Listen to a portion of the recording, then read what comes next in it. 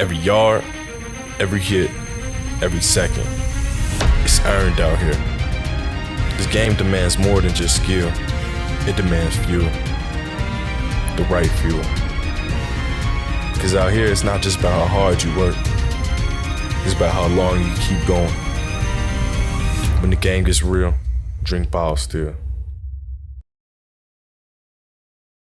Welcome in, welcome back, OUA fans. We are keeping this train rolling as long as there is a member of this conference in action. So stay tuned because we've got a Mitchell Bowl preview coming at you now, and Saskatchewan versus Queens is going to be an absolute slugfest. Yeah, the Saskatchewan Huskies hosting Wade, and I think we said goodbye a little bit too early on last week's podcast as we are back. We're talking Queens, we're talking Huskies. Just off the hop, though, before we do get into this preview, some news out of Saskatoon for the Huskies.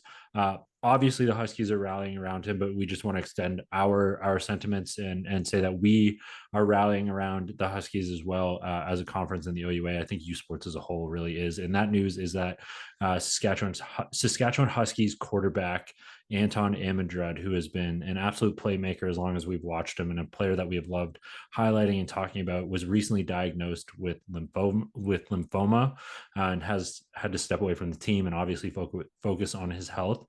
So we just want to extend, our well wishes to the Saskatchewan Huskies and Anton and his family. U Sports as a whole is pulling for him. We are pulling for him, and I'm sure, despite the football game that is to be played, Queens and Saskatchewan are obviously both pulling for their guys. So just want to say that off the top of this episode before we dive into everything. But yeah, we are fully behind Anton and the Saskatchewan Huskies as well. And we'll move on now because those Huskies have quite the team, and with Jake Farrell at the helm, taking over that role from Amadrred, it's been kind of slow roll into this really explosive offense, and the whole time that Farrell has been kind of getting his footing in Can West, they've had a man in Riker Frank who has been a dominant force, and Daniel Weeb at receiver, who was the Can West Player of the Year. Yeah, two guys, Wade, that, We've seen for a long time. Connor, I got to see these guys in 2021, and now Daniel Weeb didn't have as big of a role. Riker Frank behind a guy named Amadrred, who was just a freak of nature. But Connor, they have had a long run up, and the offense coordinator was also a member of that Huskies team. So these guys have built this extremely powerful offense behind culture that has just persisted year after year after year after year in Saskatchewan. And now, I mean, pitching in Fleury, Weeb, Riker Frank, Farrell, they have playmakers all across it that are tough to hem in. Absolutely, Wade. And for our OUA listeners, if we got to compare this to one team to really look at in the OUA, it is the Queens Gaels. These two teams line up and match up almost identically, I think, in this way. And as much as we have watched Can West football this year, I think that's something that we've really picked up on as we've watched the Can West season unfold here. And Saskatchewan plays the game relatively similar. They love to run it through Riker Frank, who we highlighted, and for good reason.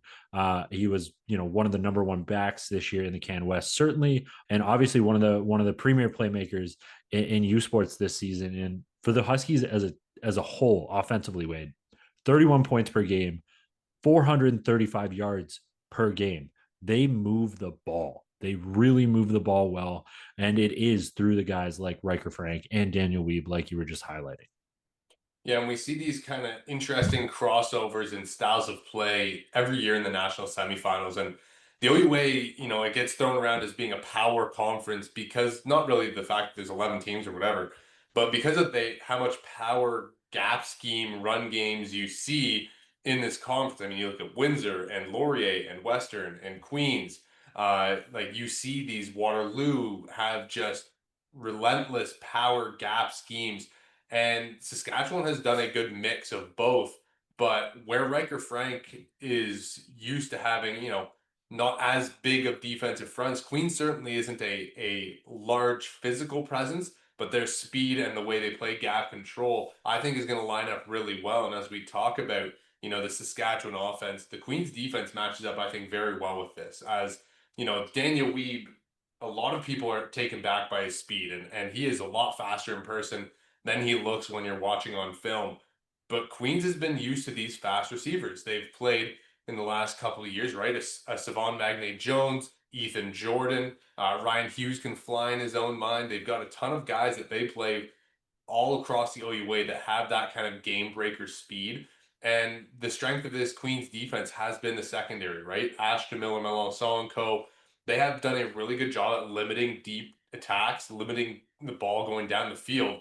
And if you're going to force Saskatchewan to play at nickel and dime, they're going to be very comfortable in putting it in Riker Frank's hands and getting guys involved through the quick game. At their core, they want to spread the ball down the field and start to stretch out that defense. I agree. And this is the one matchup, and I hate to keep bringing this back to just two guys here, but I'm going to do it. The one matchup that I'm really going to have my eye on is Riker Frank and Justin Pace. And what do we see from Saskatchewan with Riker Frank? It is that they like to split him out. When we're looking at what he did over the regular season, they split him out about 4 times a game, and he had games where he's going for 62 yards through the air, 50 yards through the air, 70 yards through the air, 40 yards through the air. He had 3 receiving touchdowns on the season, but he did have these games where it was only 18 yards on 4 attempts, or 3 or 8 yards through the air on 3 attempts. So if they can bottle him up, if they can really, highlight the fact that when he is split out, they're likely going to try to get him in the ball in space. They can bottle that up. I think they'll be okay managing Riker Frank through the air. And I think that is going to come not necessarily just through Justin Pace, but the linebacker unit for Queens is really going to have to watch when he's spread out in space. Big thing to note here for Queens, Jesse Baldwin hurt last week in the Yates Cup. That would have been a huge factor as well in this containment or hopeful containment of Riker Frank. But enough on the Queens defense. Let's kind of flip sides of the ball, talk Saskatchewan D, Queens O. Obviously, the Queens offense we've seen roll this year with a heavy RPO attack early. Then they start to go more into just straight up run game and take their shots when need be. Guys like Logan Walton, Jack Ashby Jacobs, of course, Nathan Falcone and Mateo Tuioti in the pass game have been absolute weapons for Alex Vreeken. What do you think is their kind of outlook this week through the air? I think through the air, they're going to have to play it similar to how they did last week. We know that Laurier had a lot of athletes on the back end of their defense. This Saskatchewan defense has a similar amount and similar quality of athlete as well on their back end. So I think if Vreeken can really study this back end of the Huskies unit and figure out what they like to do and figure out where his spots are, if he has another game like he did last week where he's just kind of picking those spots and chunking the ball downfield, not necessarily forcing the ball downfield, they'll be in a good spot. But the thing to note for our listeners is that this is an aggressive back end unit for the Saskatchewan Huskies. 7 interceptions on the season. They get after the ball, Wade. Yeah, Connor, and in the run game, I think Jared Cesare needs to get going early and often. And as much as, the weather may dictate that they want to run the ball more, and everybody knows that Queens likes to run the ball, Coach Nez has to lean into it. Do what got you to this point in the season. Don't try to reinvent the wheel.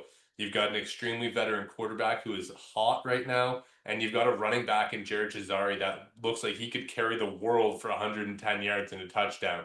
I think that for Queens, what they're really going to have a lot of success with and hopefully have success with, and this one could be that gap scheme when you get Mateo, Tuioti, Liam Silverson, and the rest of the H-backs moving alongside a guy like Nick Henning. That is a difference maker for teams. Having an offensive tackle like Henning who is that athletic matched with 2 H-backs that are close in size, it's really overwhelming for teams that have not just played that sheer physical force. And we even saw that this year, right? With Windsor coming to town, they overwhelm, or when they played teams that aren't quite used to physicality, Windsor was able to overwhelm with just size. Queens able to do the same at certain points in the year, and they're hoping that I'm betting they can do the same this week. Absolutely. But for Queens up front here, a couple guys on the Saskatchewan side that they're going to have to look out for up front. Charlie Parks led the Canada West Conference with 5 sacks on the season, as well as Seth Hundeby. We talk about Justin Pace in the OUA all the time being this difference maker for the Queens unit, or one of the difference makers for the Queens unit. But Seth Hundeby for the Saskatchewan Huskies plays much of the similar role. Charlie Parks, yeah, he had the 5 sacks, but Seth had 3 on the season, 3 forced fumbles, 2 interceptions. He's around the field, plays that similar role to Justin Pace. So finding ways to eliminate and negate the effect and the impact of Seth Honeybee through this game, I think, is going to be one of the keys for the Queens offense. Yeah, another guy to watch out for on the Sask defense, Anisu Latmore, OUA name that people may recognize, transferred as a grad student out to the Huskies from Waterloo. He's had a spectacular year. They've kind of moved him throughout the secondary where they've needed him to be, but he has made a huge impact. He controls a lot on this back end for them, despite being its first year in the program. So from Saskatoon, it'll be a slugfest with these two identical programs, Connor, and one's going to come out on top. One will advance to Regina. Maybe Queens will stay out there, or maybe Sask will have a short road trip ahead of them. But we won't know until the end. This one's on CBC Gem, so your OUA TV subscription is not going to cover you for this one. Make sure you head over to CBC and check this one out. We'll be back to break it down for you regardless after this weekend's over. As always, drink your BioSteel and enjoy the U Sports football weekend.